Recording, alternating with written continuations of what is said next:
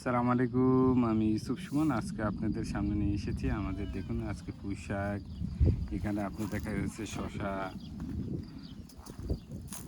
এই জায়গাতে আপনি দেখা গেছে যে করলা। সম্পূর্ণ আজকে এগুলো আমরা হারভেস্ট করব। মাশাআল্লাহ মাশাআল্লাহ, এই গরমের সিজনে দেখা গেছে যে আমাদের পুঁই শাকগুলো দেখুন মাশাআল্লাহ, একদম ফ্রেশ ফ্রেশ ভেজিটেবল। এখানে টমেটো আছে, মরিচ, সাদা বেগুন এবং লাল বেগুন, লিপস্টিক কালার, এই যে কালো বেগুন, টমেটো। করে আমাদের করলাগুলো দেখুন, খুবই উন্নত মানের জাতের করলা।